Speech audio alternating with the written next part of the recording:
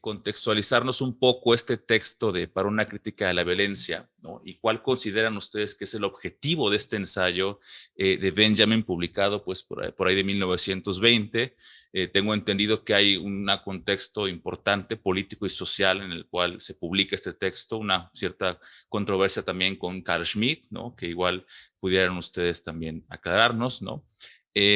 No sé si quisieras comenzar, Amílcar, un poco platicándonos. Rafa igual puede complementar una cuestión después y iremos por ahí progresando, ¿no? Muchas gracias. Sí. Muchas gracias por la invitación. Gracias por toda la labor del Centro de Estudios Filosóficos. Es un honor estar acá en este conversatorio. Y pues sí, para atender a tu invitación, a tu pregunta, a mí lo que más interesante me parece del contexto histórico, aunque Benjamin no hace mención específica de ciertos eventos, ¿no? O sea, Benjamin vive un evento, un momento muy tumultuoso en Alemania, ¿no? De hecho, bueno, toda la primera mitad del siglo XX es muy tumultuosa en Alemania, pero particularmente el momento en que se escribe este texto, ¿no? Hay mucho movimiento, hay mucha lucha, mucha confrontación entre posturas. Y que se llevan a la realidad, ¿no? No solo es discursivo, es real, ¿no? Y yo quiero, para contextualizar este texto, ¿no? Aparte de mencionar que este texto se escribe en enero de 1921 para el Archiv für Sozialwissenschaft und Sozialpolitik, ¿no? El archivo de las ciencias sociales y política social. ¿No? Benjamin lo escribe en enero y en agosto de ese año se publica. Y entonces está muy fresco lo que acaba de pasar el año anterior, ¿no? En 1920, refiriéndome al golpe de estado de Kapp, o el Kapp-Putsch, como le dicen en alemán. Entonces, ¿no? Quienes conocen un poco más del contexto histórico de este momento, pues acaba de terminar la Primera Guerra Mundial y terminó con la Revolución Alemana, ¿no? Los mismos alemanes se levantaron en contra de su gobierno y fue el nuevo gobierno republicano, ¿no? El que se levantó en contra del Kaiser, el que tuvo que firmar la paz, el que se tuvo que rendir. Eso fue, ¿no? En 1918, finales. Entonces, en 1920 hay un movimiento de reacción, ¿no? Primero, Noske, el ministro de Defensa de la Nueva República Alemana, ordena la disolución de unos grupos paramilitares conocidos como Freikorps, en particular unos que eran muy antirrepublicanos, antisemitas y que además justo habían adoptado el símbolo de la suástica que ponían en sus cascos. Entonces, el ministro de Defensa de este gobierno republicano ordena que se disuelvan estos grupos y el líder de los grupos paramilitares, así como el general de más alto rango, se rehusan a esta disolución y más bien deciden, ¿no? Organizarse con un grupo de reaccionarios políticos, empresarios, etcétera, para dar un golpe de estado sobre y tumbar al gobierno republicano.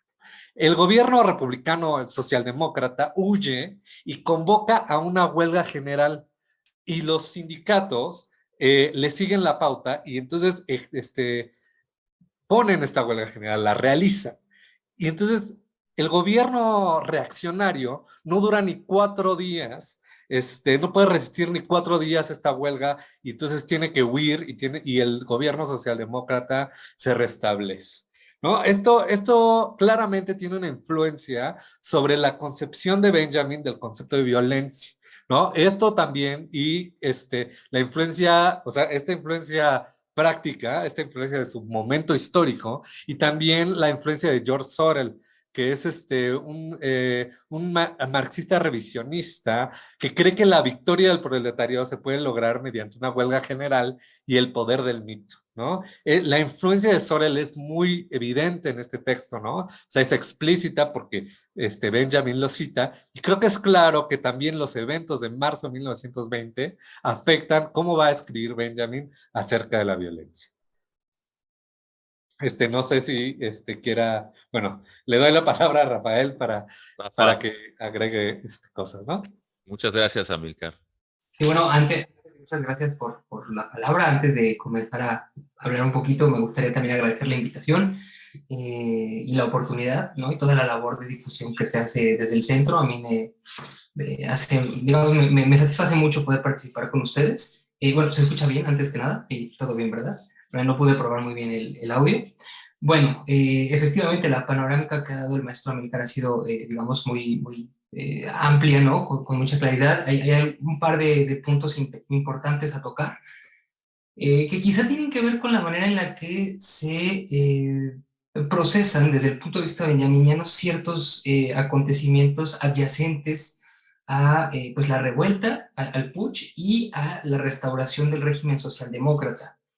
Porque de cierta manera este es un texto de quiebra para Walter Benjamin que se acerca de manera mucho más precipitada al marxismo, particularmente por lo que sucede con Rosa Luxemburgo, ¿no? La ejecución de Rosa Luxemburgo a manos del régimen socialdemócrata, justamente, que es el restaurado, ¿no? Los socialdemócratas digamos, le dan pie al surgimiento de la República de Weimar, que es el régimen que va a colapsarse eventualmente en después de la quema del Reichstag, pero que será un periodo que se le conoce también como el periodo de los radicalismos en Alemania, ¿no? Esta época en la que la extrema derecha y la izquierda, digamos, revolucionaria se confrontan en el plano ideológico y práctico, ¿no?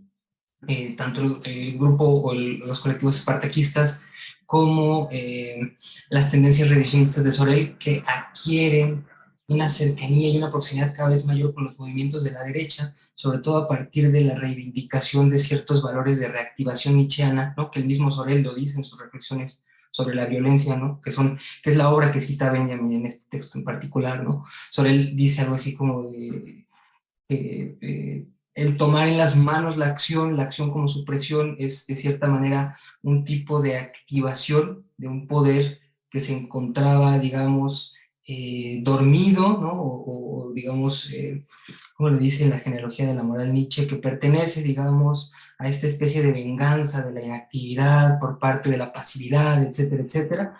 Volver a la inactividad, pero una inactividad activa, pues que sería la huelga general, un principio de acción y de lucha sindical y revolucionaria, ¿no? Que va más allá de la reivindicación inmediata, sería para Sorel el momento clave, ¿no?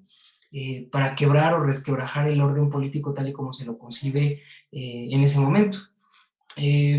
Si bien es cierto que esta es una influencia decisiva en el texto, también es tensa la relación que tiene Benjamin al interior de su propio ensayo con Sorel, ¿no? Está todo el tiempo dialogando y queriendo, de cierta manera, reapropiarse de aquella parte que resulta menos riesgosa para un argumento propiamente revolucionario, ¿no? Mientras que hay otra que sí resultaría pues más peligrosa. También no habría que no habría que quedarse nada más con el panorama de la izquierda, habría que pensar en la derecha, ¿no? Está Junger y está Schmitt, que acaba de publicar el Catolicismo Romano y Forma Política en 1919, ¿no? Está Junger, está La Emboscadura, que es un texto que también está reciente, no recuerdo exactamente la fecha, pero también está reciente, y que resultan ser dos de las figuras del Renacimiento católico, que es previo, por así decirlo, al surgimiento, pues sí, de la tendencia más dura de la derecha, pero que forma parte de uno de los dos cuerpos de la derecha que en los años 20 y 30 será la que tome el poder, y que forman parte del otro lado con el que también está lidiando Benjamin, sobre todo a partir de cómo es que se ha de procesar al derecho, cómo es que se ha de pensar que el derecho cumple una función en la estructuración del orden político concreto en un momento histórico particular,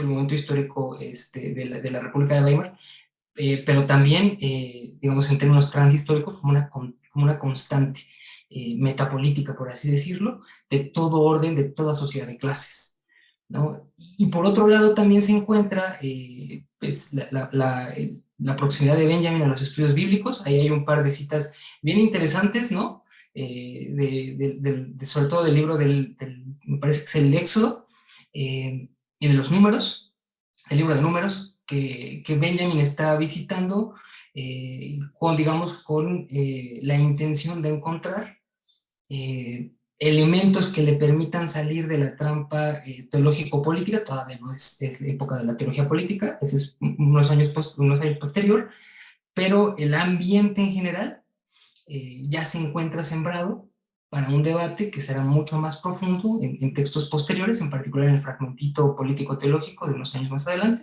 y la teología política de Carl Schmitt, que representan formas de procesar, de articular el concepto de soberanía en la Alemania de la primera mitad, o de los años 20, de la primera mitad del siglo XX, y que serán muy influyentes a posteriori, no solamente en Alemania y el centro de Europa, sino pues en todo digamos, el mundo occidental por lo menos, ¿no? Creo que a reserva de lo que ya mencionó el maestro Amílcar, yo mencionaría esto que forma parte de este contexto intelectual, no tan práctico, pero sí del contexto intelectual de lo que está tratando de discutir Benjamin. Y bueno, finalmente, pues la obra de Weber, que es una especie como de telón de fondo que se encuentra ahí discutiendo Walter Benjamin, sobre todo con estos visos al proceso de burocratización del poder y de su profesionalización, ¿no? Que representan uno de los, digamos, artículos de fe centrales de la sociología weberiana, ¿no? Que será algo con lo que estarán confrontándose pues toda la teoría crítica y en particular pues Walter Benjamin. Muchas gracias a ambos. Creo que el maestro Amílcar tocó un aspecto como más de social político, ¿no? Del momento, y Rafa se ha concentrado un poco más en la parte, digamos, teórica. Ambos han comentado cosas muy interesantes.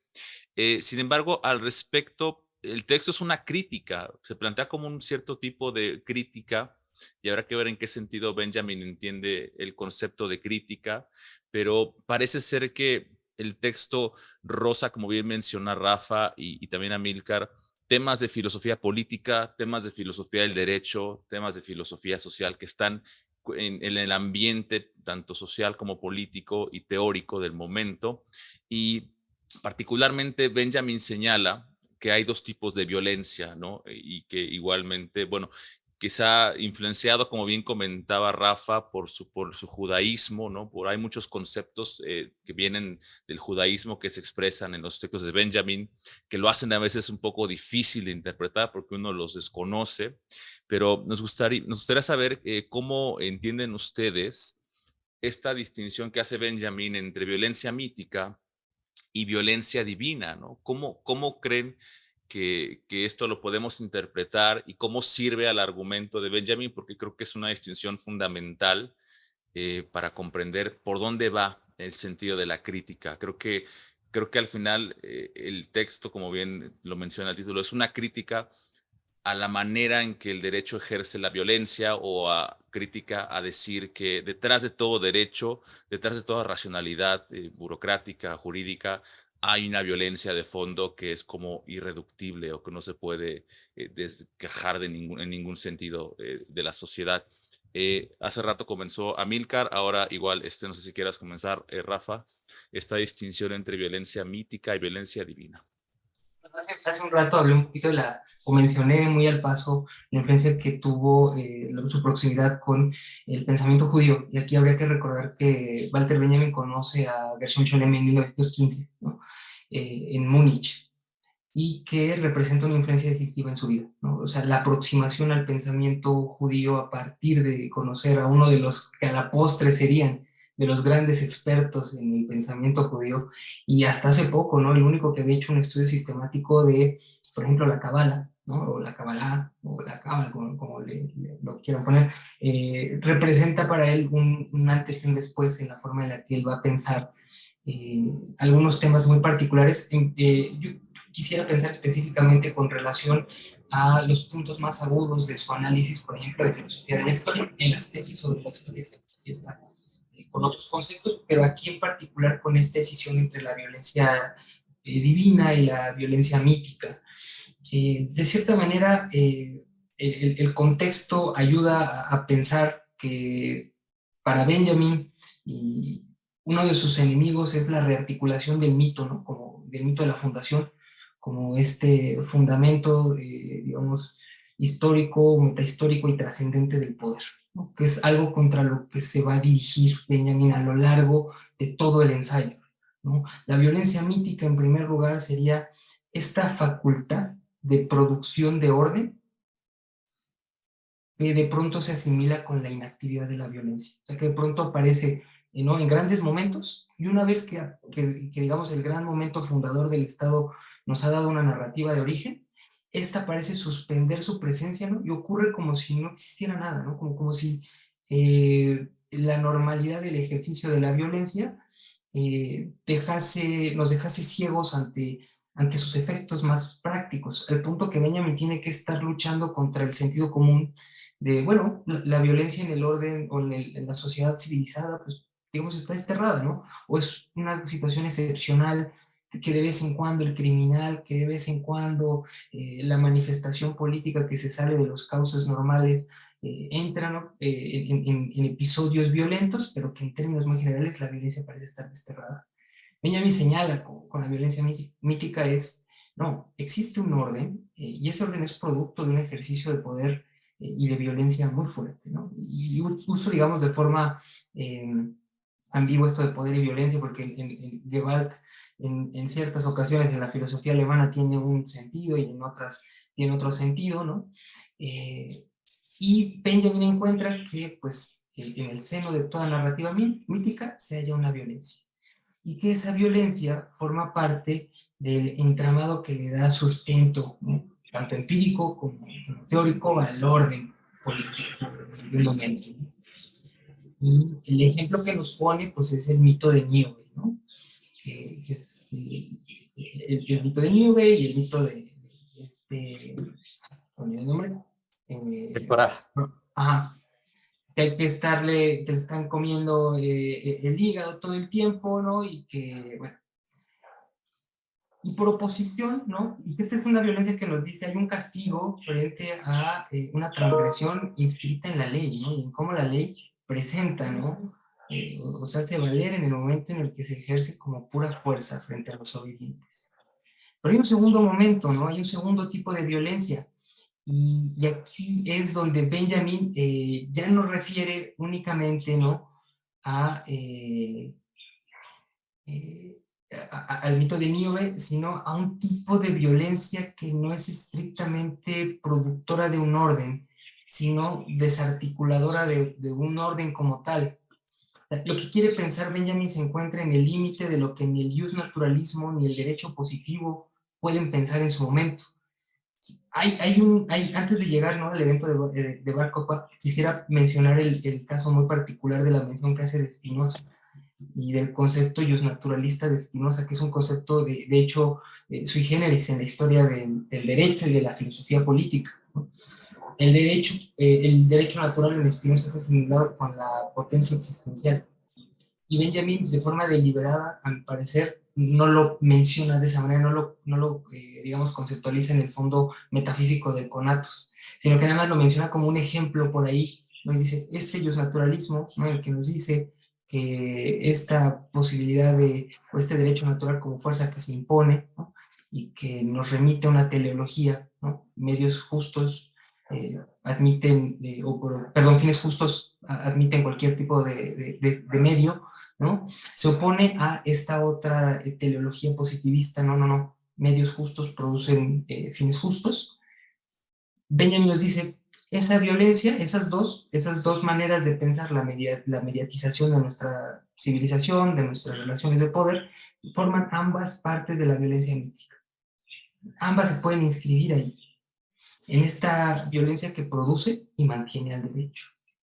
Por otro lado está la violencia divina, y ahí sí menciona el caso muy, muy particular del episodio de la pequeña rebelión en contra de Moisés, que se da pues poco después del vellocino de oro, ¿no?, que es un episodio del Éxodo y que después se manifiesta, ¿no?, en Benjamin de manera muy patente, y que a grandes rasgos esta rebelión se resuelve por medio de que Moisés le pide a los rebeldes que forman parte del levirato, ¿no?, que por favor se sometan a la autoridad de Dios, ¿no?, que es de él de quien recibe la autoridad, y Ellos se rehúsan, la tierra se abre y se los traga, ¿no? Y Benjamin menciona de forma muy lacónica, ¿no?, que ahí los levitas y los privilegiados obtienen o son alcanzados por la violencia, pero que la violencia no es crónica.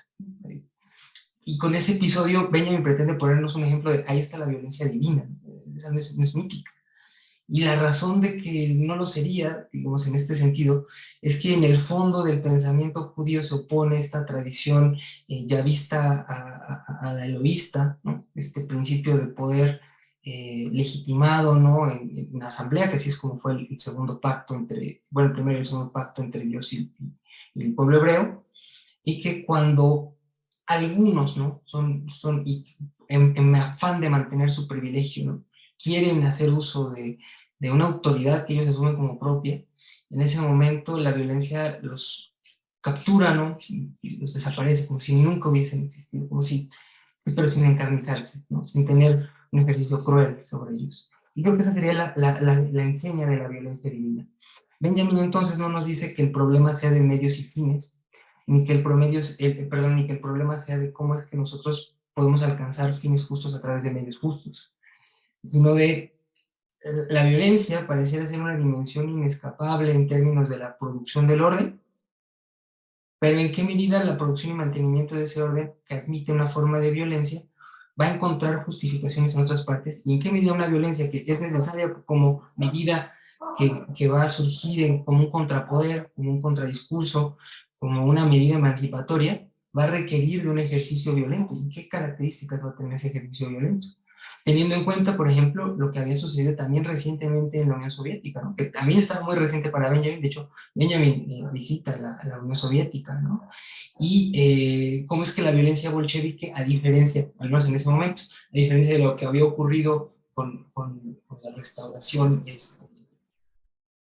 bueno, no, todavía no fascista, pero digamos sí de derecha, que se pretendió en Alemania, admitía un cierto tipo de crueldad, ¿no?, una especie como de encarnizamiento. La violencia divina, por el contrario, será este ejercicio limpio de poder en el que evidentemente sale lastimada la gente, pero esa violencia se ejerce de forma mucho más contenida, porque esa es una violencia que en su propia realización alcanza la emancipación misma, ¿no? Y esa sería, digamos, la primera caracterización que yo pensaría que está, y esto es en las primeras 4 o 5 páginas del texto, ¿no? Es un texto particularmente denso, en el que pues Benjamin se confronta, ¿no?, y esto lo deja muy claro, con los eh,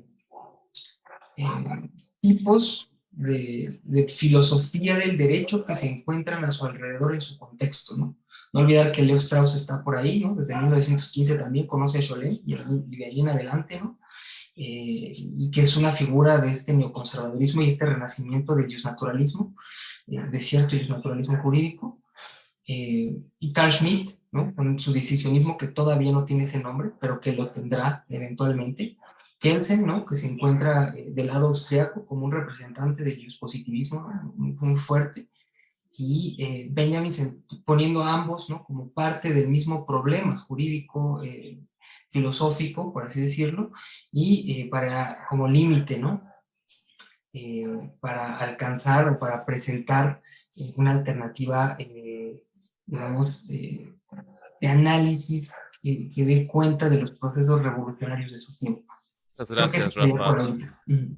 No, o sea, interesante esta cuestión de la violencia, Amílcar, ¿no? Que tanto el justnaturalismo como el positivismo son dos corrientes del derecho muy importantes, que en el fondo parece que la violencia es algo inescapable, ¿no? Justamente hablaremos un poco después, pero me gustaría saber si tú quieres comentar algo más al respecto, Amílcar, adelante, y quizá te dejo la siguiente pregunta para que puedas irla elaborando también.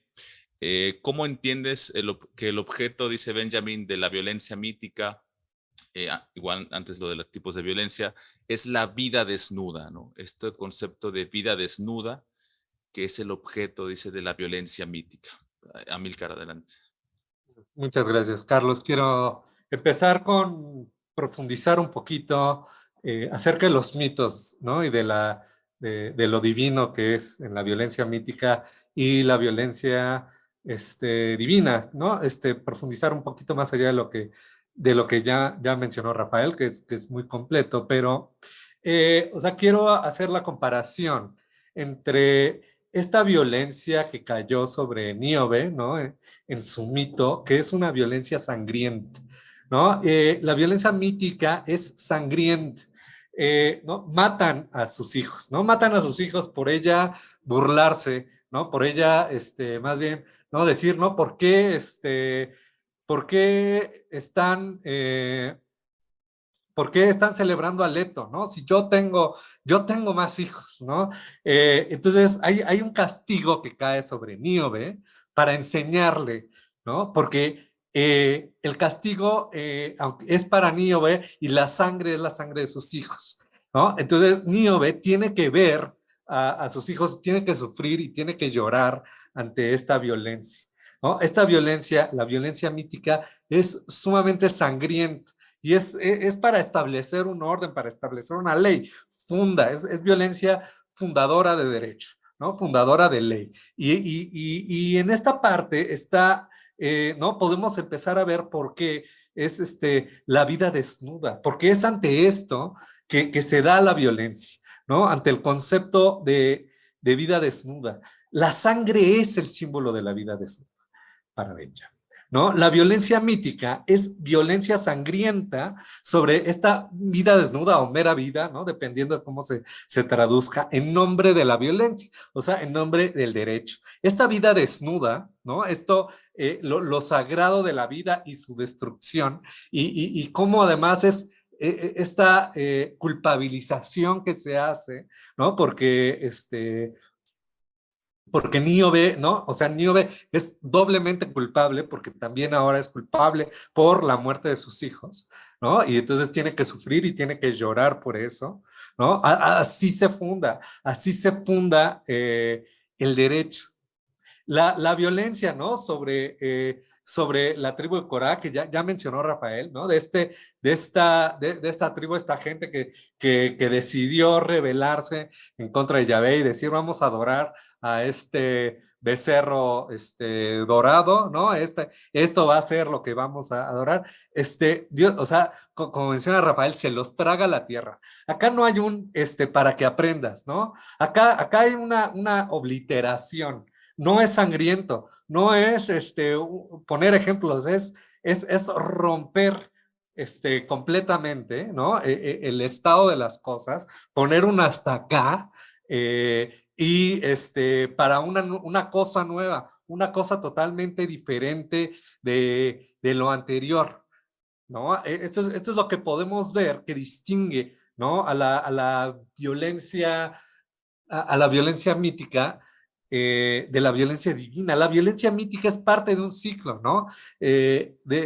No está realmente llegando a la raíz de todo, no está rompiendo todo, sino que es parte de un ciclo y está construyendo algo. Y para eso, ¿no? O sea, enfrente de esta mera vida, de esta vida desnuda, ¿no? Está haciendo uso de la sangre para justificar a la propia violencia, ¿no? Una violencia que además se va a tener que seguir justificando a sí misma, ¿no? Que va a tener que hacer uso de la violencia constantemente para ser preservada, ¿no? Y mientras que no, o sea, la violencia divina es purificadora, purifica todo, ¿no? Expía todo, es una limpieza para un mundo nuevo, ¿no? Entonces acá, justo en esta relación podemos encontrar, ¿no? La esencia, ¿no? Y denota cómo es que el derecho fundado por la violencia, en el derecho fundado por la violencia se concibe la mera vida como sagrada, ¿no? Lo cual es paradójico, porque justamente la culpabilidad de esta vida sagrada y el castigo sangriento de esta culpabilidad sobre la cual se funda el derecho, ¿no? Está en esta violencia.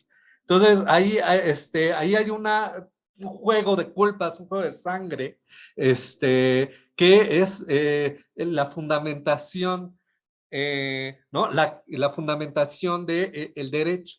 Y justo lo que también quiero recalcar, esto que había ya mencionado Rafael, ¿no? De que, pues esto es una crítica de la violencia, ¿no? Y también lo mencionas tú, Carlos. Esto es una crítica de la violencia y esto es una pregunta a ¿cómo? O sea, es justificable la violencia, ¿no? Podemos justificarla y no solo mediante esto que ya había dicho, que ya se postula al principio, donde los justnaturalistas quieren justificar la violencia por los fines a los que esa va, y los positivistas quieren justificar la violencia por los medios que utilizan, ¿no? Si son medios justificables o no medios justificables. Benjamin le quiere dar la vuelta a esa lógica, ¿no? Quiere verlo desde afuera, quiere salirse, y eso verlo desde afuera, o sea, ese paso que da hacia atrás, Benjamin se representa en esta visión de la violencia divina, que yo creo que va a tener, igual y ahorita lo retomamos, va a tener ecos en otros fenómenos sociales a los que Benjamin alude en este mismo ensayo. Muchas gracias, Amílcar. Interesante, creo que estamos ya como acercándonos a esta relación que mencionaste, igual también Rafa. Yo creo que es una pregunta compleja, pero desde los griegos, desde la República de Platón, parece que el derecho está asociado, la institución de un orden social y político jurídico se asocia con una violencia, ¿no? Quizá esa violencia de la que hablas, de esa violencia que es derramamiento de sangre, es la que funda un Estado, la que funda un orden social y jurídico, y la violencia divina pues es aquella la que mantiene ese Estado, ¿no? Que mantiene ese orden, pero que no desaparece, ¿no? No desaparece la violencia de la vida de los seres humanos, y como bien mencionas, se puede justificar, y creo que mencionas bien, Amílcar, este intento de Benjamin de pensar un inter, ¿no? Entre estas cuestiones, entre estas dos posturas. Y de entrada, y me gustaría preguntarles, ¿cuál es, en su perspectiva, para Benjamin, la relación entre violencia y derecho? Ya han comentado algunas cosas, ¿no? Al respecto, pero ¿cuál es el interior y este exterior del derecho, ¿no? Porque parece ser que existe siempre un elemento irracional, ¿no? Que subyace a toda racionalidad del derecho occidental, ¿no? Que es, digamos, digamos, lo que llama Weber, igual mencionó Rafa, la racionalización, ¿no? Del mundo occidental, la burocratización. Eh, ¿Cuál es la relación entre ustedes que pensarían, para Benjamin, entre violencia y derecho? Y también me gustaría dar paso a la siguiente pregunta para que podamos ir avanzando, que esta pregunta es interesante, me gustaría saber qué piensan. ¿Por qué Benjamin afirma que la crítica de la violencia es ya la filosofía de su propia historia? Rafa, no sé, en este caso te correspondería comenzar. Primero, relación entre violencia y derecho, y luego lo de la filosofía de la historia. Gracias, Rafa. Gracias, Amílcar. Creo que, bueno, desde mi punto de vista, esta pregunta se relaciona muchísimo con la anterior, ¿no? Cuando preguntamos desde el punto de vista de Benjamin, ¿cuál es la relación entre violencia y derecho? Creo que desde el punto de vista del análisis de las formas de la violencia como patologías del mundo y de la sociedad de clases, ¿no? Porque no hay que olvidar que Benjamin está pensando la crítica de la violencia con miras a cómo es que la violencia acontece en el entorno de la lucha de clases, ¿no? Esto está enmarcado, digamos, esto es importantísimo, o sea, no se puede pensar el análisis de Benjamin desde un punto de vista, digamos, o desde fuera de ese marco. Y en ese sentido creo que la relación que está pensando Benjamin es la relación justamente que guarda la mera vida, ¿no? Das bloße Leben, ¿no? Que diga Benjamin, con el tipo de violencia que se ejerce para el mantenimiento del orden, ¿no? Y ahí cabe el ejemplo de la policía, que es el ejemplo que Benjamin mismo pone en el texto, ¿no? Dice, bueno, uno entra en el mundo y te dicen que eres un ciudadano, ¿no? Que tienes ciertos derechos en el entorno liberal, y de pronto llega un policía y te puede detener, te puede molestar en tus documentos, te puede quitar la libertad, puede hacer uso de una violencia que puede llegar a ser letal, ¿no? Incluso cuando llega eso de ser letal, a mí se me viene mucho a la cabeza Rosa Luxemburgo, por eso la mencioné, digamos, al principio, porque a mí se me viene a la cabeza que fue justo los sicarios, ¿no? Sicarios, por decirlo de alguna manera, se supone, agentes del Estado, ¿no? Y quienes terminan matando, en cierto sentido, a Rosa Luxemburgo. Bueno, Creo que Benjamin está pensando en eso, en que la relación que guardan la violencia y el derecho es cómo es que la mera vida, ¿no? Como diferencia mínima de la muerte con la afirmación o las funciones meras del cuerpo, ¿no? La mera sangre que sirve para, como signo y enseña, ¿no? Para los rituales del Corbán, ¿no? Y los otros rituales del Levítico, que son como los chivos expiatorios que permiten que este tiempo cíclico que mencionó muy bien Amílcar, ¿no? Este ciclo de refuncionalización continua de la violencia mítica se mantenga, ¿no? Entonces, la relación sería pues el aprovechamiento de ese insumo, ¿no? Y todo aquello que es interiorizado pues por la violencia como pura vida que se subsume, ya no desde el punto de vista únicamente de la crítica de las categorías de la economía política, sino desde la crítica de las categorías, pero desde de la filosofía política que sirve al sentido del Estado de Derecho burgués, ¿no? Pensemos pues en el liberalismo, ¿no? Pongámosle ya nombre a la corriente liberal, pongámosle a la corriente quizá de derecha que todavía no tenía el nombre fascismo, pero que se consolidará pocos años después, ¿no? Una década después en eso, ¿no? Será ese el elemento al que estará aludiendo Benjamin. Y por supuesto que existe una cierta irracionalidad, ¿no? Porque para que pueda concordar, para que la vida pueda hacerse vida desnuda, para que la vida humana propia se pueda hacer vida desnuda, requiere que se le abstraiga, ¿no? Y para poder consolidar la abstracción se requiere de la destrucción de las dimensiones, propiamente humanas de lo que somos, ¿no? Para que el poder político pueda refuncionalizarnos como meros insumos, ¿no? Como formas de vida que pueden ser trabajadas y que en su caso pueden ser eliminadas y cuyo sufrimiento puede ser parte de nuestra, o parte del entorno, ¿no? Digamos, de la normalidad. La segunda pregunta que me parece igualmente interesante y bien compleja es ¿por qué la crítica de la violencia es ya la filosofía de su propia historia? Yo pensaría justamente por el gesto crítico de dar un paso atrás y de no ubicarse de forma comprometida con ninguno de los dos extremos o digamos con la alternativa que le están presentando, ¿no? O sea, así como Kant en su momento tenía la alternativa del racionalismo y el empirismo y dijo, no, a ver, ¿qué tal si damos un paso atrás y vemos de qué manera podemos siquiera acceder epistemológicamente, ¿no? Al aparato del conocimiento y la objetividad? Benjamin hace algo parecido, ¿no? Ok, ¿qué tal si pensamos, en lugar de someternos a la disyuntiva falsa de o puedes optar por una teleología de los fines o puedes optar por una patología de los medios, ¿no? ¿Qué tal si en lugar de esas dos das un paso atrás y dices cuáles son las condiciones que permiten que surja en primera instancia esta disyuntiva? Y las condiciones que encuentra Benjamin es justamente la alternativa de las dos formas de la violencia. En ese sentido, pues la violencia parece ser un hilo transhistórico, ¿no? Que corre a lo largo de todas las sociedades de clases, por un lado. Y por otro lado, a la hora de considerar precisamente las formas de aparición y de recurrencia de la violencia mítica y de la violencia divina en la historia, esa filosofía crítica se convierte inmediatamente en filosofía de la historia, ¿no? De forma así, digamos, automática. ¿Por qué? Porque entra directo al núcleo transhistórico de la dominación de las sociedades de clases, ¿no? Y esta es una idea que yo creo que marcará la obra de Benjamin de ahí en adelante, de ahí hasta su muerte. Esta ruptura con la teleología y esta contienda, ¿no? con las disyuntivas que le impone su contexto histórico.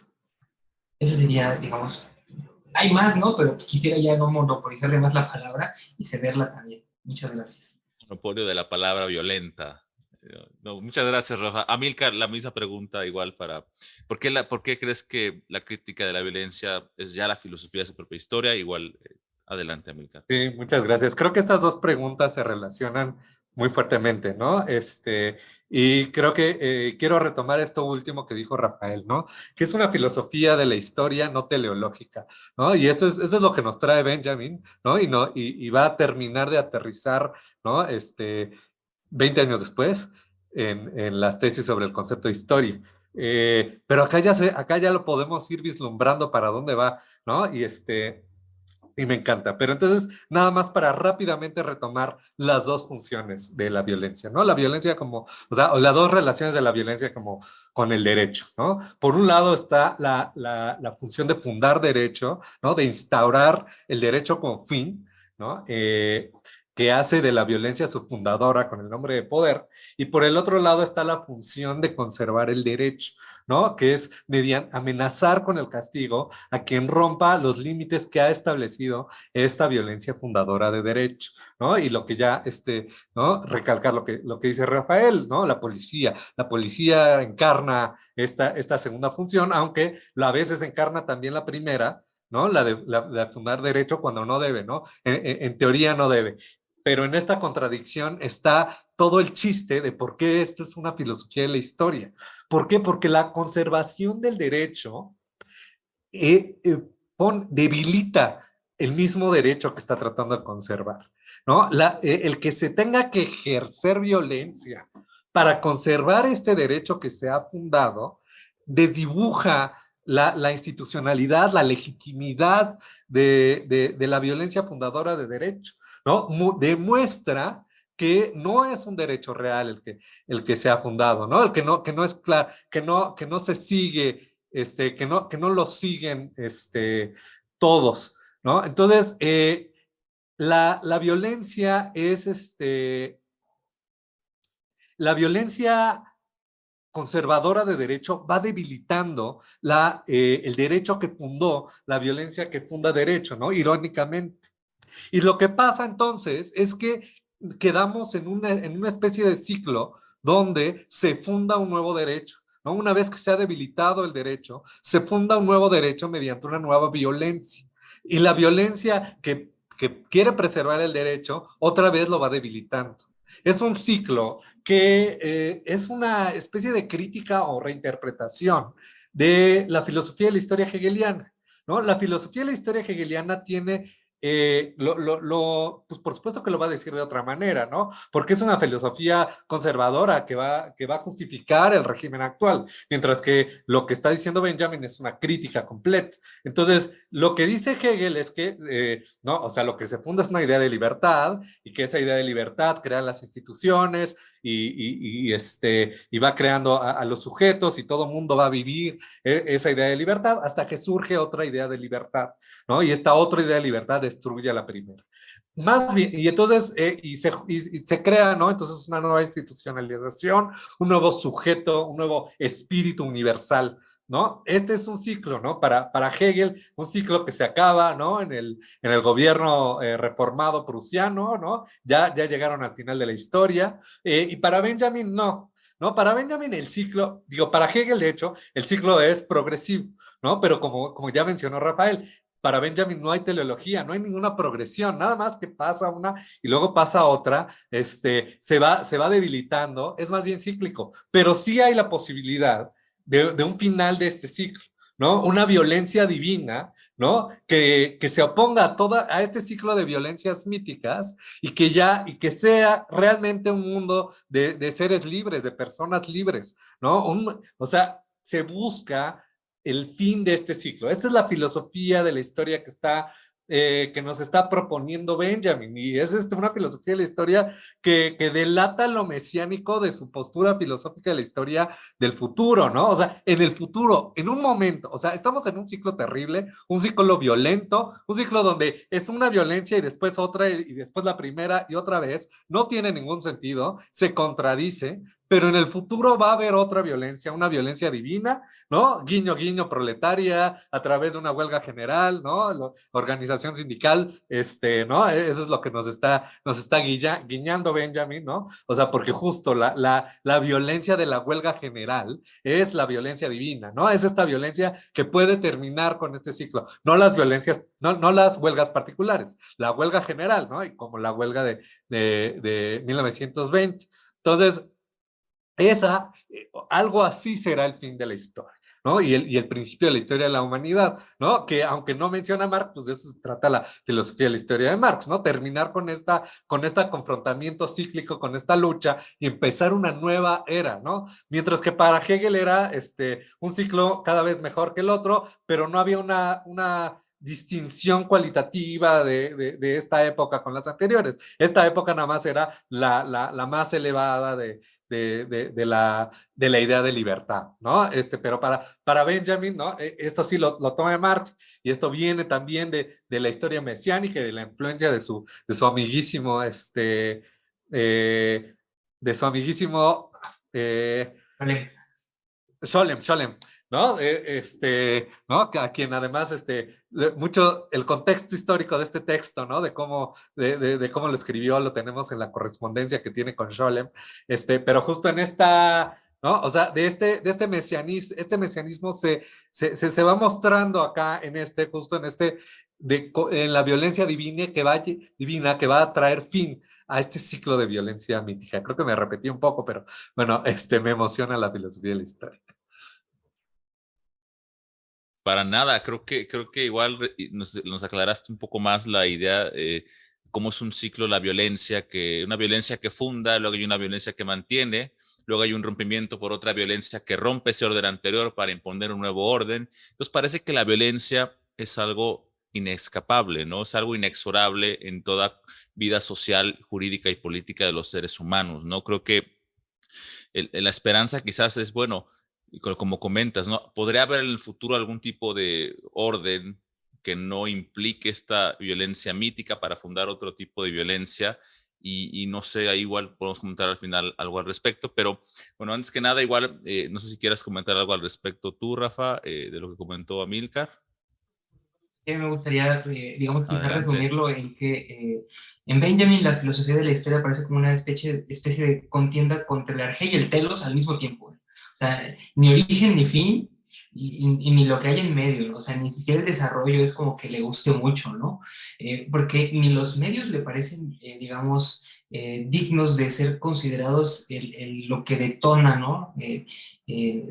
Por así decirlo, el proceso dialéctico del despliegue concreto de la historia, ni tampoco el origen, ¿no?, mítico del Estado y la cultura y la civilización, ¿no? Y en Hegel, ¿no?, la alborada de la libertad, con el uno, y luego los pocos, y luego los muchos, ¿no? Y luego todos, ¿no?, ya en el orden burgués, ¿no?, prusiano.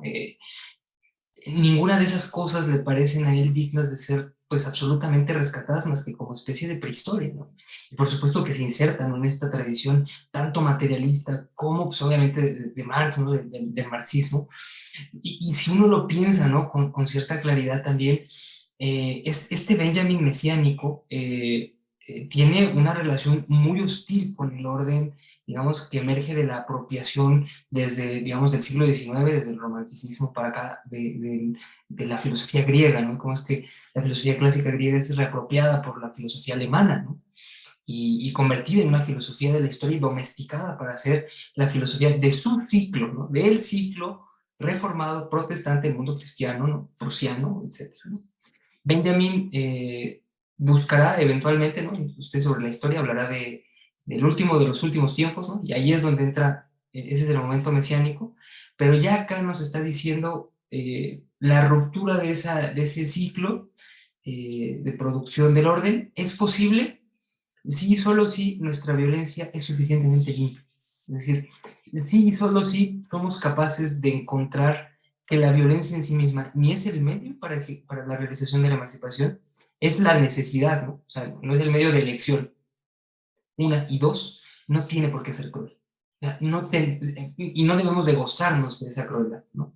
Como recordando un poquito de dónde cae la Revolución Francesa desde esta consideración, pues en el terror, ¿no? Y cuando el terror se convierte en el placer de la revolución por contemplar su propia capacidad de destrucción, ¿no? Eso es frente a lo que también está pensando Benjamin, que hay que poner mucha atención. Y quizá como mensaje incluso al proceso revolucionario bolchevique, ¿no? Que hay que recordar que era lo que estaba en boga en el marxismo en ese momento y que era el barco insignia, ¿no? De así es como se debe de hacer un movimiento proletario en los años, digamos, 20 del siglo XX, ¿no? Creo que, bueno, a reserva de que haya un poquito más, creo que podría añadir nada más eso a una exposición pues ya de suyo muy completa. Gracias, Rafa. Bueno, pues antes que nada agradecerles, me gustaría pues ya que fuéramos cerrando un poco esto. Hay una última pregunta que es más personal, que es más para Rafa y Amílcar, a ustedes. ¿Qué les parece? ¿Qué tesis o ideas ustedes de este texto de Benjamin rescatarían y consideran actuales para la filosofía política hoy en día, para los problemas del mundo actual en el cual estamos viviendo? ¿Qué ideas ustedes rescatan o tesis de este texto consideran que son importantes reconsiderar, repensar y reactualizar pues para este mundo en el que hoy en día estamos, que es muy distinto quizás al el cual vivió Benjamin, o no lo sé, quizás sea el mismo mundo, quizás la violencia sigue siendo el eje central de la vida de los seres humanos, pero bueno, Amílcar, no sé si tú quisieras comenzar y al final darles unos 10 minutos a si quieren comentar igual los participantes algo, déjenme ver el Facebook también. Amílcar, te cedo la palabra. Muchas gracias, Carlos. Pues creo que a mí la que más me resuena hoy en día, o sea, la parte que más me resuena de este texto de Benjamin es cuando habla de la policía, ¿no? Creo que aquí nos dice Benjamin que en la policía se hacen presentes las dos formas de violencia, ¿no? Tanto como fundadora y también como conservadora de derecho, pero que las facultades legales de este órgano, de esta institución, no son suficientes para hacer lo que tiene que hacer, ¿no? O para hacer lo que hace en efecto, ¿no? Que es oprimir a los sectores más vulnerables, ¿no? O las personas que reflexionan o que critican o que se oponen, que se quieren manifestar en contra, ¿no?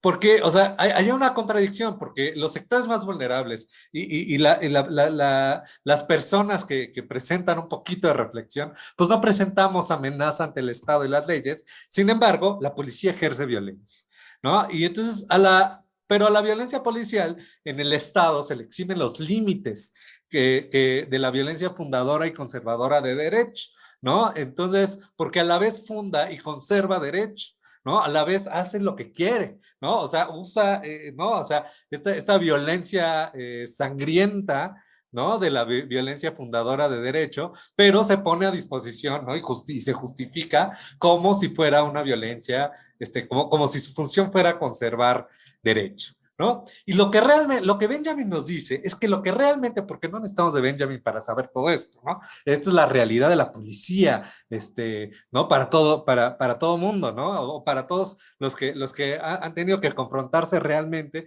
y no que es y no que viven en el privilegio de ser protegidos por la policía, ¿no? Más bien, ¿no? Esta realidad cruel de la policía, ¿no? Que es, parece ser idéntica en hace 100 años que ahorita, ¿no? Hace 100 años en Alemania que ahorita en México, ¿no?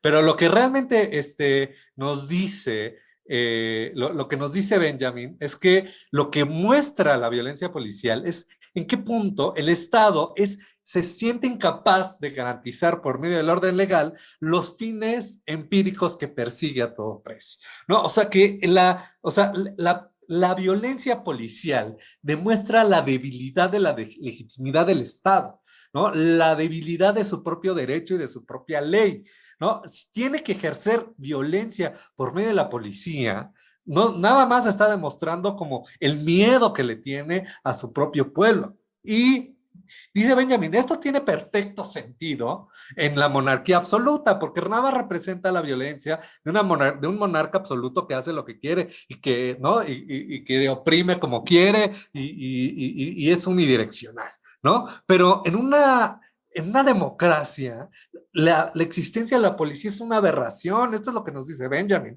es una degeneración absoluta de la violencia, ¿no? Es la representación de la decadencia del régimen, ¿no? Entonces, muestra esta paradoja, ¿no? Pues no se puede tenerla, o sea, no se puede justificar la violencia conservadora de derecho ni la fundadora de derecho, ¿no? O sea, y acá en en esta pequeña mónada se ve la totalidad, ¿no? De esto, ¿no? Que no, o sea, que realmente la crítica es ¿a dónde va la crítica? O sea, no podemos aceptar las justificaciones del justnaturalismo y del positivismo, ¿no? ¿Por qué? Porque hay una contradicción interna. La existencia de la policía demuestra que en el mundo moderno, en el mundo capitalista, no hay democracia, ¿no? Pero pues tal vez, ¿no? Lo que busca demostrar Benjamin es que en el Estado no hay libertad, ¿no? Y que solo hay violencia, ¿no? Y creo que esto es lo que más me llama y lo que más nos cuestiona para ver el mundo que actualmente nos rodea. Amílcar, muchas gracias. Por ahí me recordaste hace algunos años esta votación de México, que las elecciones en México cuando ganó Peña Nieto y todo un aparato policial rodeando digamos, el órgano de la democracia, ¿no? Que es la Cámara de Diputados y Senadores, ¿no? Bloqueando y además ejerciendo violencia contra el pueblo por ese mismo miedo que de alguna manera en la policía, como dices, es muestra de la decadencia y de esa incapacidad y la nulidad de la democracia que existe. Amílcar, muchas gracias. De cualquier manera podrás igual replicar ahorita, igual comentar algunas cosas más. Rafa, igual para poder ir cerrando las preguntas y dar paso a que los demás puedan participar. Traje mi acordeón, tengo justo aquí la cita, y es, digamos, con respecto a la pretensión, ¿no? O sea, una idea de la que más me golpeó después de revisitar el texto fue esa, ¿no? Benjamin está aludiendo a la pretensión que tenemos todos de existir fuera del derecho, ¿no? Y dice lo siguiente, ¿no? Esa presunción encuentra su expresión más drástica en el ejemplo concreto del gran criminal, que por más repugnantes que hayan sido sus fines, suscita la secreta admiración del pueblo, no por sus actos, sino solo por la voluntad de violencia que estos representan. En este caso irrumpe amenazadora esa misma violencia que el derecho actual intenta sustraer del comportamiento del individuo en todos los ámbitos y que todavía provoca una simpatía subyacente en la multitud contra el derecho. Y cuando yo leí esa imagen, yo me acordé del inicio de este sexenio y el final del anterior, ¿no? La captura del Chapo Guzmán en Sinaloa y las manifestaciones para que lo liberaran, ¿no? Y no eran todas, digamos, de gente que trabajaba para los cárteles, era gente del pueblo que expresaba una simpatía. Y uno puede decir, bueno, sí, hay bases de apoyo, sí hay digamos, mecanismos clientelares, ¿no? Que maneja estos grupos. Sí, pero también hay una simpatía profunda por el forajido, por el que vive, el bandido, ¿no? El que vive fuera de la ley, no por el hecho de que cometa sus crímenes, sino porque se sustrae de la esfera de aplicación del derecho. Es una especie como de sentido común natural que tienen todos los individuos en esta sociedad, de que algo está muy mal, ¿no? Como diría Shakespeare, ¿no? Algo está muy podrido, no en Dinamarca, sino en el mundo capitalista en su conjunto, ¿no? Y eso que está muy podrido es el hecho de que, por un lado, tenemos una existencia, ¿no? Formalmente democrática, con igualdad ante la ley, ¿no? Y con todas las supuestas garantías, y por otro lado, todas las mañanas me tengo que levantar temprano, ¿no? Para llegar al trabajo, porque si checo 5 minutos después ya me descontaron, ¿no? Y si por alguna u otra razón me inconformo por las tarifas eléctricas, una de esas termino durmiendo la noche, ¿no? En uno de estos cuartos que el Estado tiene para guardar a la gente que hace problemas, ¿no? Y si a lo mejor no me agarran, igual me pusieron una golpiza en las calles. Y algo está muy mal si el orden, digamos, de derecho que nos prometió el liberalismo desemboca en la estructuración de aparatos represivos y sobre todo en una disposición subjetiva hacia la admiración del gran criminal. Y la figura del gran criminal no es únicamente el gran criminal en su sentido más digamos, obvio, sino también el gran criminal de cuello blanco, ¿no? Cuando veo la admiración, por ejemplo, ante los multimillonarios, veo eso, ¿no? Veo la admiración del gran criminal, ¿no?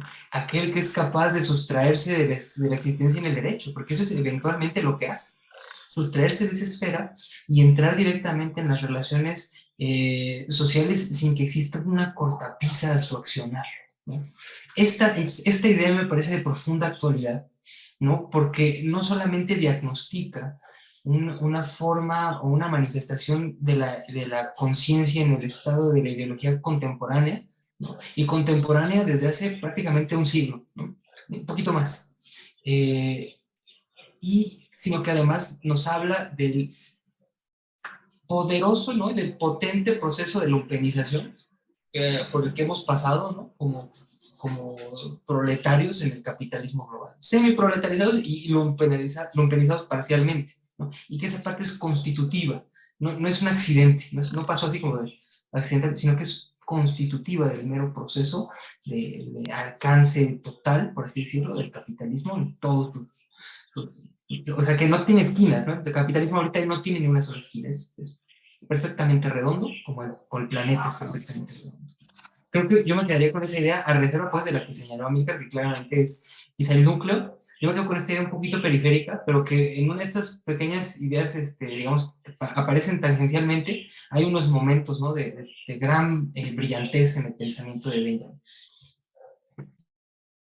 Muchas gracias, Rafa. Amigos, si quieras comentar algo, Amílcar, a lo que comentó Rafael de la figura del gran criminal, que quisieras, no sé si quisieras comentar algo. Sí, justo recuerdo, ¿no? La ópera de los 3 centavos, y ahorita que lo recordé, no me acordaba cuándo era que salió, pero es posterior a este texto, ¿no? Pero justo representa esto, y Benjamin va a retomar la ópera de los 3 centavos ya en las tesis sobre el concepto de historia, ¿no? Pero sí, digo, creo que sí podemos ver esta idolatrización, ¿no? Este alzamiento de los grandes criminales desde Robin Hood y demás. Pero sí, es interesante que ahora el gran criminal sea el gran millonario, ¿no? Y cómo, ¿no? En particular Donald Trump, que se enorgullece de evadir impuestos, y todos sus seguidores le dicen, no, pues es que es inteligente. Evadir impuestos es de personas inteligentes, y entonces hay que votar por alguien inteligente, ¿no? ¿Cómo se va corrompiendo a través del capitalismo esta cosa, ¿no? Y cómo muestra, ¿no?, la decadencia actual, ¿no? De la época actual. Ahora, ¿quiénes son los grandes criminales que logran la adoración del pueblo, ¿no? O sea, me parece muy interesante, y ahorita que Rafael lo mencionó, me recordó, me sacó muchas imágenes. Muchas gracias, Amílcar. Por aquí, ¿hay alguien que tiene alguna pregunta? Ahora sí, igual para los demás, damos el paso a una pequeña ronda de preguntas y respuestas. Ya tenemos 2 por allá. Primero estaba James Díaz, y luego Víctor. Por favor, no sé si quieras plantear tu pregunta. Hola. Sí, gracias, buenas tardes. Un placer seguirlos, maestros, doctores, un placer seguirlos, de veras. Es un apoyo muy grande el que ustedes dan a esta comunidad, ¿no? Voy a ir a hacer la pregunta. Ahorita existe un tipo de violencia que me ha llamado muchísimo la atención y quisiera saber su opinión. Es sobre el culto coercitivo, sobre esta coerción de pensamiento en el cual pues, es un tipo de violencia, si lo vemos así. Es un tipo de violencia en el cual se plantea una idea sectaria, en el cual se tiene que tomar por fuerza como algo, como una verdad única, una ideología que toda la sociedad se le está imponiendo de alguna manera en diferentes corrientes. No quisiera ser como muy específico para no levantar alguna discusión que no tenga sentido, sino simplemente quería saber su opinión sobre los cultos coercitivos que sí son generados también o son considerados como una violencia. Gracias. Gracias. No sé si quién quiera comenzar, Amílcar o Rafa. Rafa, no sé si igual. Bueno, yo creo que sí son prácticamente evidentemente son una forma de violencia, ¿no? Porque es una manera de ejercer un control, ¿no?, un dominio. Pero yo creo que sobre todo son una manera muy inteligente de aprovechar un estado ideológico que guardamos, ¿no? Y creo que eso tiene que ver quizá con el fragmento teológico-político un poquito más que con la crítica de la violencia, ¿no? Y con el del capitalismo como religión, ¿no? Cuando ya tiene este otro textito, Benjamin, del capitalismo como religión. Cuando nosotros somos capaces de concebir al capitalismo, ¿no?, como un objeto de culto, surgirán todas las sectas posibles. Y evidentemente los cursos coercitivos serán una de esas manifestaciones, porque en última instancia lo que hacen es adorar al fetiche y mercancía, ¿no? O sea, todos es lo que hacen.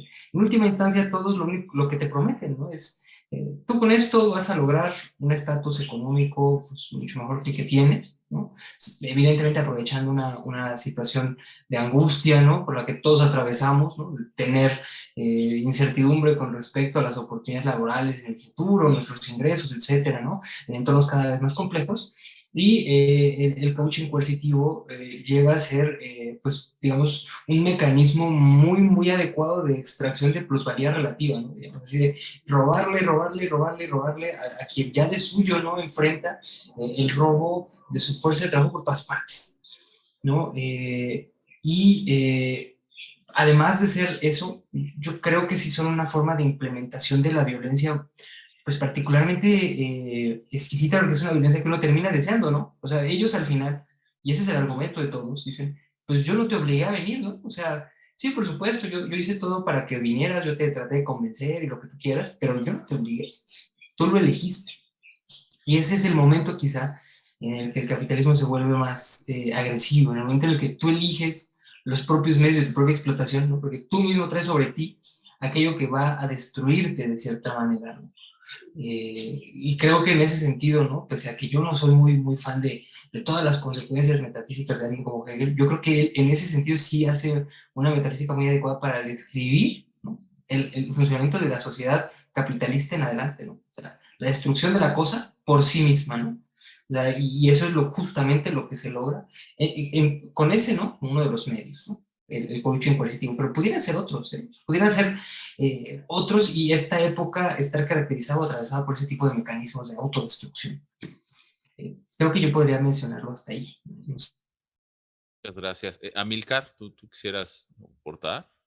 Sí, creo que Benjamin menciona en alguna parte de este ensayo el hecho de que la mentira escapa al derecho y que hay plena libertad de mentir. El derecho no tiene la capacidad de llegar y de castigarnos por mentir, aunque lo intente, ¿no? Menciona que lo intenta, ¿no? Que intenta a través de las leyes de difamación y de engaño, no más bien de engaño, ¿no? De estafa, ¿no? Es ilegal estafar. Entonces, y creo que es interesante porque más que poder hacer una coerción de pensamiento mediante la violencia, lo que está sucediendo es que se muestra que el Estado se siente incapaz de poder mantener el orden, de poder, o sea, el Estado muestra su debilidad cuando trata de hacer violencia, de hacer una coerción sobre el pensamiento, ¿no? Desde el punto de vista benjaminiano. Ahora, tal vez nos gustaría traer esto al presente, ¿no? Porque sí hay ciertos mecanismos de coerción que tal vez deberíamos de replantearnos, que sí pueden llegar, ¿no? Al concepto de verdad y al concepto de pensamiento, ¿no? ¿Hasta dónde puede llegar este poder o esta institución, su fuerza para sobre el pensamiento, sobre lo que podemos pensar y lo que podemos decir? Al final tenemos cierta libertad de pensar, ¿no? Tenemos una libertad de pensamiento completa. El Estado todavía no alcanza a llegar hasta dentro de nuestros cerebros, ¿no? Y de ponernos unas cadenas y encerrar el pensamiento dentro de ella, ¿no? Al final siempre tenemos una libertad y ese pensamiento siempre va a demostrar la limitación del Estado. Y siempre, y el Estado se percata de esto y al tratar de hacer una coerción sobre el pensamiento, se muestra sus cartas, ¿no? Muestra su debilidad y muestra su ilegitimidad, ¿no? Entonces creo que a lo que nos invita Benjamin más bien a decir, ¿no? Frente a estas intenciones de coerción del Estado, ¿no? A apuntar y decir, no, es que eres débil, es que tú no tienes el alcance, estás tratando de lograr algo que no puedes porque no tienes lo que quieres, lo que necesitas para justificarte. Muchas gracias. Pues Víctor Hugo quiere hacer una pregunta. Creo que igual podría ser ya la última, no salvo que igual una más si hay alguien más que quiera comentar. Víctor, por favor, si quisieras plantear tu pregunta. Gracias. Muchas gracias por la exposición. Me parece que fue muy clara. Mi pregunta es, ¿cuál es la postura de Benjamin en torno a la relación entre lenguaje y razón?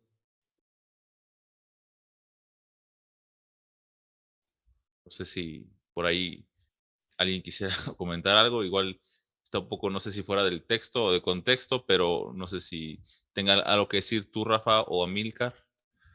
Hay un texto que se llama Sobre el lenguaje Okay. en general y sobre el lenguaje humano en Ujú. particular, de Walter Benjamin, es de esta misma época, es un poco posterior, si no recuerdo mal, un poquito anterior.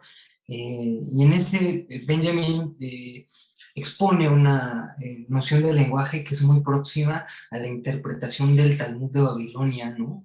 Que conoce de mano de Scholem, que es el lenguaje surge en el momento en el que Dios, ¿no?, empieza a ponerle nombre a las cosas. Dice que el lenguaje de todo está en todo, ¿no?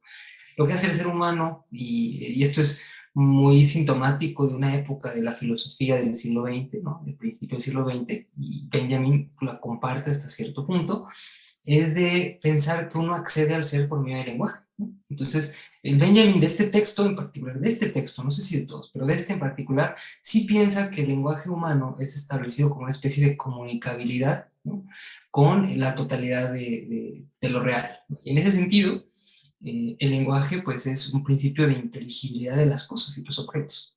Y por ende yo sí estaría pensando, ¿no?, al menos en esa parte, que sin ser un racionalista, ¿no?, en el del lenguaje, diciendo, bueno, el lenguaje nos clarifica de forma plena lo que existe, la racionalidad humana, en tanto que comunicable, sí se estructura alrededor de cómo es que el ser humano se vincula por medio del lenguaje consigo mismo y con el marco, digamos, de cosas y personas que se encuentran a su alrededor.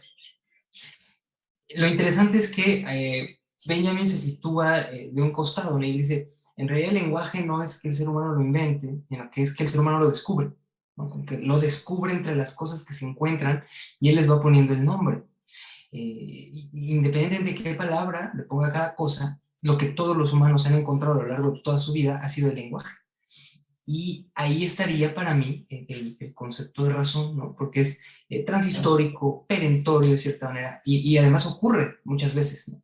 En cada civilización, en cada cultura, en cada momento de la historia, los seres humanos han descubierto su propia racionalidad a partir de la nominación de las cosas, de su simbolización y de la producción, digamos, lingüística que acontece, ¿no?, en el interior de sus sociedades. Creo que, digo, no he repasado ese texto, pero hasta donde yo recuerdo estaba ahí, y yo creo que esa sería más o menos la apuesta, al menos tal y como yo la entiendo, de esclarecer la relación entre lenguaje y razón en Benjamin. Bueno, no sé si por ahí hay una pregunta más acá en el chat. Tenemos tiempo para dos más. No sé cómo estás, Amílcar, Rafa, ¿cómo ven? ¿Una más o dos más? Ustedes díganme. No sé si tengan chance. ¿Te parece bien dos más? ¿Y ya? Ok, no sé si quisieras comentar. Aquí hay una en el chat, la leo y también escuchamos la de Manuel. Dice, quisiera tomar la pregunta de Eduardo. ¿Podría en el futuro establecerse un orden que no implique una violencia mítica? ¿No? Que justamente yo también por ahí iba una cuestión personal, ¿no? ¿Puede haber un gobierno o algún cierto tipo de institucionalización social entre los seres humanos que no implique algún tipo de violencia o de posibilidad de ejercer violencia de unos con otros, ¿no? Porque creo que está presente en la familia, en la sociedad, en las escuelas, en los trabajos, en la parte política, jurídica, toda estructura social donde hay un gobierno, donde hay un orden de algún tipo parece implicar la violencia o la posibilidad de ejercer un tipo de violencia. Desde el mismo hecho de ustedes le dan clases a alguien, no, pues salte del salón porque estás haciendo mucho relajo, ¿no? Eso es una violencia que puedes ejercer contra un alumno, ¿no? Salte del salón, ¿no? Tienes un punto menos, ¿no? Esa es una forma de ejercer violencia para, bueno, creo que va por ahí, si puede haber algún tipo de orden que no implique la violencia, y igual escuchar la de Manuel, y con eso estaríamos pues cerrando esta ronda aquí está la pregunta en el chat, también si la quieren ver, y la de Manuel. Muchas gracias, Amílcar y Rafa. Yo creo que está muy buena esa pregunta porque nos permite abordar una parte del texto que no habíamos tocado, ¿no? Y y creo que es central, ¿no? O sea, es central para el texto y para el objetivo que quiere presentar el texto, ¿no? El texto quiere, ¿no? Empieza diciendo, pues la visión tradicional es que la violencia es justificable, ¿no? Ya sea, ¿no?, por los medios o por los fines. pero la crítica de la violencia va a centrarse en el punto de si es posible resolver los conflictos por medios no violentos. Porque si es posible hacer eso, entonces la violencia no se puede justificar, ¿no? Al final. Y eso es, y acá no vemos la influencia anarquista que ahorita está teniendo Benjamin, ¿no? En este momento de su vida, ¿no? Y Benjamin claramente dice, sí existe un espacio de la vida, ¿no? El mundo del corazón, creo que le llama, ¿no? Donde sí resolvemos las cosas sin violencia, ¿no? Donde tenemos acuerdos sin tener que recurrir a una amenaza de algo, ¿no? O sea, platicamos, hablamos y resolvemos las cosas, ¿no? No en todo caso, no para cualquier enfrentamiento de intereses vamos a terminar recurriendo a decir, bueno, no, pues si no cumples el contrato, entonces vamos a llamar a la policía para que te obligue, ¿no? No en todas las situaciones, no en todos los enfrentamientos se tiene que encontrar una resolución violenta, ¿no? Tenemos compasión, tenemos amabilidad, ¿no? Tenemos empatía, y la mera existencia de eso cuestiona la legitimidad de todo régimen violento, ¿no? Y entonces de todo régimen de derecho y de todo régimen estatal.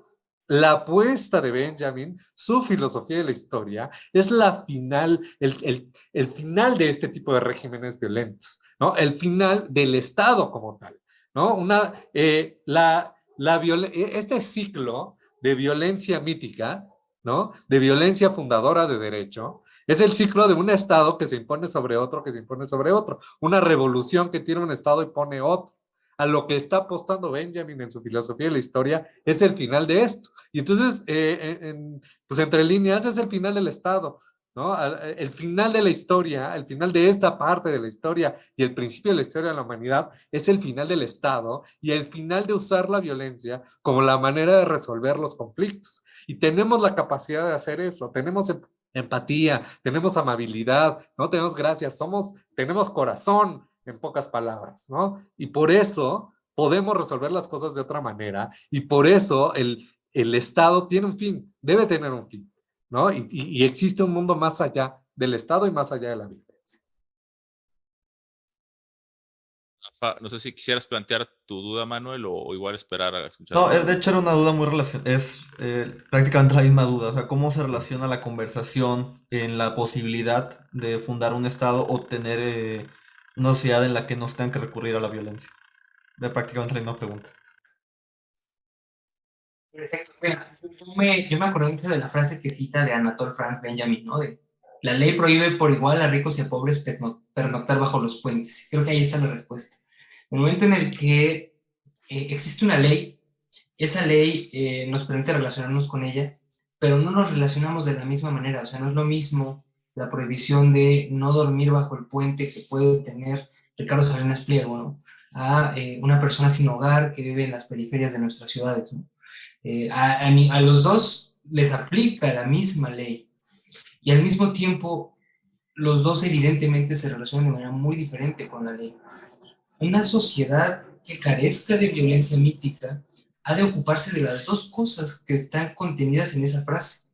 En primer lugar, evidentemente el Estado, la ley y todo el aparato institucional que funciona alrededor de este y que le permite garantizar, ¿no?, la constante refuncionalización desde la ley del valor, ¿no?, etcétera, el régimen del capital. Y lo segundo es las clases. En una sociedad de clases es imposible que no exista violencia mítica, ¿no? La sociedad de los amos y los esclavos, ¿no? El mito era el de los amos, ¿no? Los mitos griegos son los mitos de los amos con los cuales ellos exponen su propio origen, ¿no? Divino o semidivino frente a la multitud de los bárbaros que no poseen el logos, ¿no?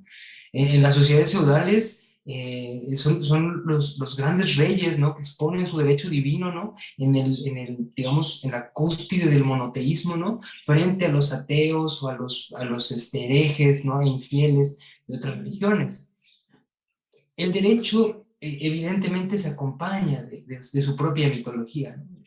Y el capitalismo elevado como religión, ¿no?, con sus distintas formas sectarias, nos traerá la recurrencia de la violencia mítica todo el tiempo. acabar con la violencia mítica sería acabar y de un solo golpe, a un tiempo, con la ley que nos prohíbe pernoctar bajo los puentes y con las condiciones que nos hacen pernoctar bajo los puentes. Sería ese la necesidad. Y sí, sería posible, pero sería hacer esas dos cosas al mismo tiempo. Muchas gracias. Rafa, lo dejo a su consideración. Por aquí Diego igual acaba de levantar la mano, si ustedes lo quieren responder. Por ahí nos pidieron en el chat si ustedes pudieran comentar algo de bibliografía que recomienden sobre este tema para igual ir cerrando. No sé si Diego, espero igual si es concreta tu pregunta, no sé si la pudieras hacer, si es concreta y al grano para rápidamente ya concluir y cerrar. Bueno, si tengo permiso de los expositores, es muy breve lo que quiero preguntar. Ok. Bueno, mi pregunta es, ¿qué opinan acerca de la violencia en la industria del entretenimiento? Porque a mí me hace pensar que no solamente es aceptada en la actualidad, sino que también es exigida por las sociedades. Me gustaría conocer su opinión. Gracias.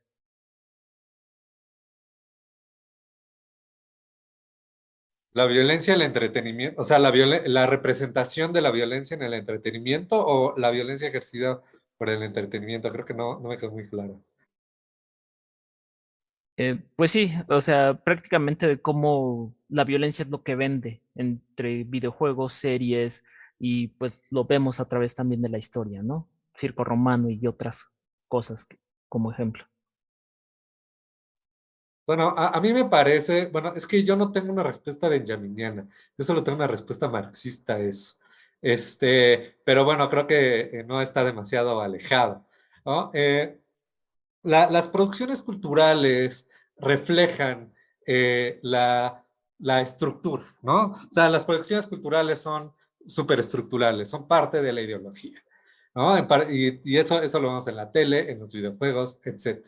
¿No? Y entonces, todas estas relaciones enajenantes, todas estas relaciones de opresión, se van a manifestar necesariamente, en estas producciones culturales por una diversidad de razones, ¿no? Por una parte, porque la misma relación económica, las relaciones de producción que nos enajenan son violentas, ¿no? Y entonces nos hace sentido ver producciones culturales violentas, ¿no? O sea, nos llaman porque reflejan algún sentir que tenemos que viene de la violencia que sufrimos constantemente, ¿no? Por otro lado, responde a los intereses de los grandes estudios, ¿no? De los capitalistas, quienes son dueños de estos medios de producción y de reproducción, ¿no? Y entonces este ejercicio de la violencia, ¿no? Que además hay siempre va con una especie de, y ahorita sí lo regreso al texto, con una especie de fundación de derecho, ¿no? La violencia en los videojuegos y en las películas funda derecho, ¿no? Acabo de ver Batman, ¿no? Y entonces allá hay una violencia fundadora de derecho, ¿no? O sea, la violencia de Batman es correcta, la violencia de este millonario que va y golpea a los pobres, es la correcta, funda el derecho. La violencia de los superhéroes funda el derecho. Vemos qué se puede hacer y qué no se puede hacer de acuerdo a lo que vemos, ¿no? O sea, qué es justificable y qué no es justificable, de acuerdo a la violencia que se ejerce y cómo contextualizan estas producciones culturales a la violencia, ¿no? O sea, qué está bien y qué está mal, ¿no? O sea, está bien pegarle al criminal pobre, pero estaría muy mal pegarle o sea, el villano es el que le pega a los políticos corruptos, ¿no? No el héroe le pega a los pobres que están ahí, que están por ahí en los rincones, ¿no? Entonces, nos explica, o sea, viene de cómo es, o sea, cuál es la violencia fundadora de derechos y cuál es la violencia mítica, se va a representar en las representaciones culturales. Si quieras comentar algo, Rafa, y si no, agregar algo más, Rafa, si no, pues igual te doy la palabra, Rafa. Para mí sería una respuesta muy similar, igual pensaba, por ejemplo, en el concepto de Benjamin de las Think Builder, ¿no? De las imágenes que piensan. Yo creo que sería lo contrario, ¿no? La espectacularización de la violencia es, evidentemente, la producción de imágenes que obstaculicen el pensar, ¿no? Y que nos reconduzcan hacia una abstracción, ¿no? del sufrimiento retratado como un sufrimiento realmente existente, ¿no? Hace unos años, ¿no? Ocurrió por primera vez que un grupo de narcotraficantes aventaron, ¿no?, unas cabezas en una pista de baile en Uruapan, Michoacán, ¿no? Y todos nos escandalizamos. En México no pasaba eso desde tiempos de la guerra cristera, ¿no? De los casi 100 años de tener un país con violencia, ¿no? Pero no se llegaba a esos casos. Y de buenas a primeras, este tipo de escenas ocuparon todas las portadas, todas las planas. Y después de que ocuparon las planas, dijeron, bueno, ya no vamos a cubrir tanto la violencia. Pero ya para ese momento era muy tarde. Lo que pasó fue que empezaron a surgir las series de narcotraficantes. Y yo no digo que las series de narcotraficantes produzcan más narcotraficantes, para nada, son sintomáticas, ¿no? El propio Don de Jorge lo pone muy claro en la industria cultural. No es que el capitalismo sea fundamentalmente un espectáculo, estas dependen pues del entorno general de la producción, ¿no? Entonces, si la producción industrial tiene ciertas ramas, el capitalismo del entretenimiento va a responder, ¿no?, a esas mismas ramas, ¿no? Y en ese sentido uno pensaría, o al menos yo pensaría, que ese tipo de retratos y de imágenes de la violencia como centrales en el proceso digamos, de reproducción de circuitos económicos y de acumulación muy periférica, ¿no?, obedecen a un estado actual del capitalismo. Obedece la normalización, por ejemplo, de la lumpenización, obedece a los ciclos actuales, ¿no?, de blanqueo de capitales, de normalización de los capitales ilegales, toda la estética que gira alrededor de la lumpenización y que es aceptada como lo más normal, como algo que de hecho es hasta deseable, ¿no? Y se aspira a eso, ¿no? Una cultura en la que aspiramos continuamente a nuestra propia lumpenización, o incluso pensando ya en otros aspectos, ¿no? La normalización y la repopularización, perdón, de, de los viajes interestelares en épocas en que estos están siendo, los viajes espaciales están siendo privatizados, ¿no?, por industrias como Amazon o como ¿qué es SpaceX, ¿no?, la de Elon Musk, que también de pronto ocupan un lugar en los medios y poco a poquito ya no nos presentan a la NASA, ¿no?, sino al visionario que nos va a llevar a otro lado, ¿no? Pensaba en esta película de Netflix de hace poco, ¿no?, la de Don't Look Up, ¿no?, no mires hacia arriba, ¿no? Y es que es justamente, es uno de los filones que está explorando. Entonces, para mí sí, evidentemente, esta violencia es una forma, sí, por supuesto, de acostumbrarnos a la otra violencia, ¿no? La violencia que efectivamente está todo el tiempo con nosotros, ¿no?, que es estructural y que acontece en todos los barrios marginales y que si por alguna razón nos ha tocado crecer en ellos, pues habremos visto pues ahí, ¿no?, como algo que está latente, como una posibilidad en este tipo de sociedades. Creo que eso sería lo que yo pensaría. Muchas gracias a todos. Por ahí me hicieron pensar, Amílcar y Rafa, muchas gracias. Hay una frase que suelta Benjamin en la obra de arte, ¿no?, en la época de la reproductividad técnica, donde dice que cómo la sociedad contemporánea ha llegado a contemplar su propia autodestrucción como una experiencia estética, ¿no?